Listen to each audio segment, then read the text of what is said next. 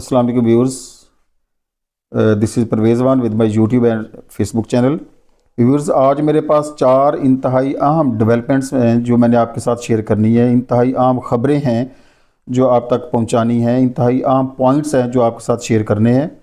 सबसे पहला पॉइंट तो मेरे पास है डोनाल्ड लू के हवाले से।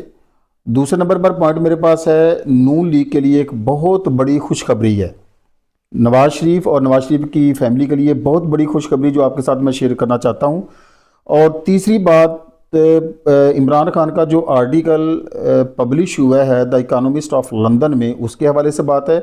और चौथी, बुशरा बीबी और इमरान खान की जो गिरफ्तारी पर जो फर्द जुर्म आयद की गई है तोशाखाना में, और इमरान खान को की गिरफ्तारी डाल दी गई है DHQ हमला केस में।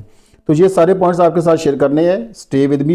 डोनाल्ड लू वाला पॉइंट इंतहाई अहम है, उसके हवाले से एक इंतहाई अहम खबर है जो मैंने आपके साथ शेयर करनी है। वीडियो को आखिर तक ज़रूर देखिएगा। और अगर आप सारी वीडियो नहीं दे सकते हैं तो फास्ट फॉरवर्डिंग करके मेरे इस पॉइंट पर ज़रूर चले जाइए ताकि ये पॉइंट आपकी समझ में आ सके। ये इंतहाई ख़तरनाक पॉइंट है। एक ख़तरनाक स्टेज फिर से डिज़ाइन किया जा रहा है, स्क्रिप्ट फिर से लिखा जा रहा है। इस खेल को स्टेज तैयार करने वालों को समझने के लिए आप इस वीडियो को एंड तक ज़रूर देखना। और अगर आप सारी वीडियो नहीं देख सकते हैं तो फास्ट फॉरवर्डिंग करके इस पॉइंट तक जाइएगा ज़रूर और इसको ज़रूर सुनिएगा। अभी तक अगर आपने मेरा ये चैनल सब्सक्राइब नहीं किया है तो ज़रूर सब्सक्राइब करें ताकि मेरी तमाम वीडियोज़ आप तक टाइमली पहुँचती रहें। तो चलते हैं अपने पहले पॉइंट की तरफ। शरीफ फैमिली के लिए एक बहुत बड़ी खुशखबरी है कि उसके 5 जो इंक्वायरियाँ उसके खिलाफ चल रही थी वो 5 की 5 इस जनवरी के पहले हफ्ते में ख़त्म कर दी गई हैं। उनमें से सबसे पहली जो इंक्वायरी थी वो शरीफ ट्रस्ट केस की थी, वो इंक्वायरी भी ख़त्म कर दी गई है। पंजाब सेफ सिटी अथॉरिटी का जो क़याम हुआ था उस पर एक इंक्वायरी उनके खिलाफ इनिशिएट की गई थी, वो ख़त्म कर दी गई है। और नाजरीन, पार्क इनक्लेव की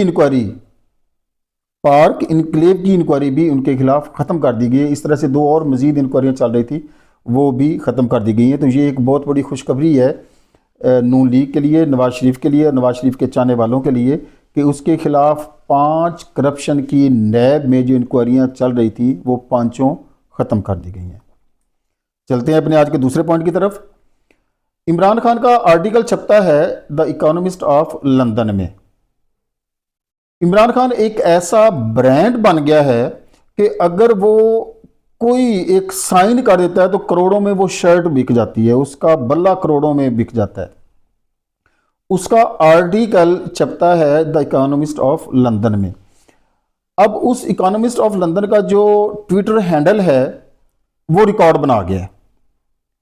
ट्विटर की तारीख में रिकॉर्ड बन गया है कि 25 मिलियन टाइम्स उस आर्टिकल को वहां पर रिव्यू किया गया है या रीट्वीट किया गया है। उस हैंडल को या रिव्यू किया गया या रीट्वीट किया गया 25 मिलियन। तो ये इसकी ट्विटर की तारीख का सबसे बड़ा ये इवेंट है कि इतनी ज़्यादा तादाद में लोगों ने उसको रीट्वीट किया हो या रिव्यू किया हो। तीसरा पॉइंट मेरे पास इंतहाई अहम जो है वो इमरान खान और उनकी अहलिया को तोशाखाना केस में उन पर जस्टिस बशीर अहमद की अदालत ने फर्द जुर्म आयद कर दी है। और चौथी एक और जो अहम डेवलपमेंट मैंने आपके साथ शेयर करनी है, इमरान खान को DHQ हमला केस में उस पर गिरफ्तारी एहतियातन हिफ्ज़ मुक़द्दम के तौर पर डाल दी गई है। ये क्यों डाली गई है, इसकी रीज़न्स क्या हैं? रीज़न्स बड़ी सिंपल हैं, क्योंकि साइफर केस ही एक अब तक का सबसे बड़ा केस था जिसमें उनको अरेस्ट किया गया और ज़ेर हिरासत रखा गया था जेल में। उसमें ज़मानत हो गई है, उसकी रोबकार जो है वो अदालत जेल में पहुंच गई थी। और ये समझ रहे थे कि शायद कोई सुप्रीम कोर्ट की तरफ से या हाई कोर्ट की तरफ से किसी और केस में उनको मज़ीद बरीयत मिल जाए और या ज़मानत मिल जाए या वो जेल से बाहर ना आ जाएं। तो एहतियातन उनको एक और केस में यानी DHQ हमला केस में फिर से उनकी गिरफ्तारी डाल दी गई है और 2 दिन का उसका रिमांड भी दे दिया गया है। ये तमाम इक़दामात, ये तमाम स्टेप्स एहतियातन लिए जा रहे हैं हिफ्ज़ मुक़द्दम के तौर पर लिए जा रहे हैं कि कहीं इमरान खान अगर एक केस में फ़ारग होते भी हैं, ज़मानत होती है या रिहा होती हैं या बरी होते हैं या बेगुनाह होते हैं, तो उनको दूसरे केस में अरेस्ट रखा जा सके, तो इसलिए उनकी इस केस में गिरफ्तारी डाल दी गई है। चलते हैं व्यूअर्स अपने सबसे अहम पॉइंट डोनाल्ड लू की तरफ। डोनाल्ड लू वो डिप्लोमेट है अमेरिका का जिसने पाकिस्तानी सफ़ीर के ज़रिए पैगाम भेजा कि अगर इमरान खान की गवर्नमेंट को ख़त्म कर दिया जाता है तो पाकिस्तान को माफ़ी मिल जाएगी, माफ़ कर दिया जाएगा। सारी हिस्ट्री आपके सामने है, उसके बाद के हालात सारे आपके सामने है। आज तक जो मामलात उस साइफर की वजह से या उस रजीम चेंज की वजह से पैदा हुए हैं या पाकिस्तान जिन क्राइसिस में आज मुब्तला है, ये आपके और मेरे सामने हैं। लेकिन आज की असल स्टोरी क्या है जो आपके साथ मैं शेयर करना चाहता हूँ। इंतहाई ख़तरनाक खेल शुरू होने जा रहा है, इंतहाई ख़तरनाक खेल।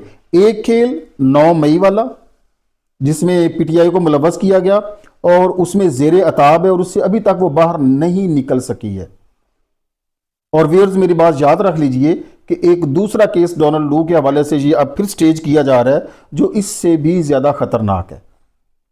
एक मोतबिर एंकर पर्सन के ज़रिए, एक मोतबिर एंकर पर्सन के अल्फाज हैं जो मैं आप तक ये पहुंचाना चाहता हूं कि डोनाल्ड लू और उसकी फैमिली को मोबाइल फ़ोन के ज़रिए से धमकियां मिल रही हैं, उसको जान से मारने की धमकियां मिल रही हैं या उनको किसी भी किस्म की ऐसी एक्टिविटी की धमकियां दी जा रही हैं।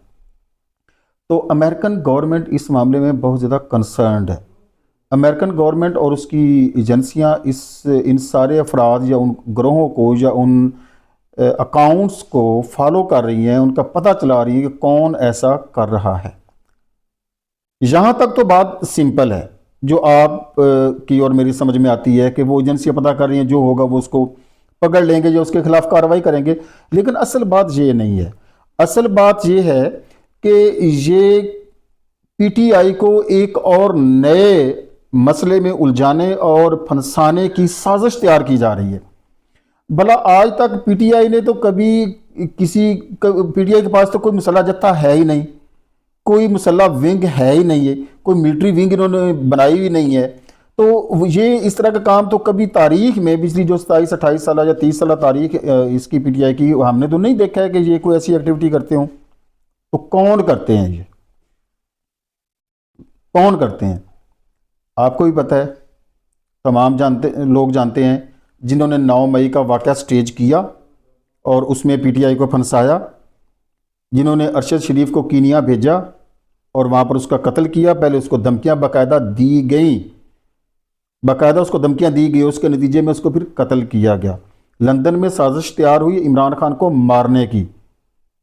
वही अथॉरिटीज़, वही मुक़्तदर हलके, वही ताकतें एक्टिव हैं डोनाल्ड लू के हवाले से कि उसमें पीटीआई को फंसा कर किसी ना किसी तरीके से, अगर 9 मई के वाक़े से जैसे अब वो बाहर निकलती हुई आस्ता आस्ता नज़र आ रही है, महसूस हो रहा है, और जिस तरह से आज पेशावर हाई कोर्ट ने उनका बल्ले का निशान बहाल कर दिया है, इनको थोड़ा सा रिलीफ पीटीआई को मिलता हुआ महसूस होने लग गया है। तो अब एक दूसरा स्टेज इनके लिए तैयार किया जा रहा है, एक दूसरा जाल इनके लिए बिछाया जा रहा है, इनको ट्रैप किया जा रहा है अब डोनाल्ड लू के हवाले से कि ये पीटीआई के लोग हैं जो डोनाल्ड लू को धमकियां दे रहे हैं।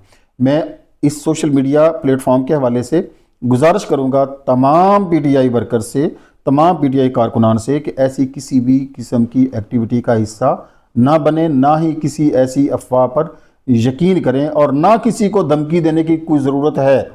ना पीटीआई धमकी देने वाली कोई जमात है, ना ही इस किस्म की कोई किसी एक्टिविटी का हिस्सा बनने की ज़रूरत है। तो इस ट्रैप से बचना है, इस ट्रैप से निकलना है। इस ट्रैप को और इस जाल को और इस उनकी चाल को हमने और पीटीआई ने अपनी दानिशमंदी के ज़रिए से, समझदारी के ज़रिए से फ्लॉप करना है। अब तक के लिए इतना ही। अगली वीडियो तक इजाज़त दीजिए। अल्लाह हाफिज़।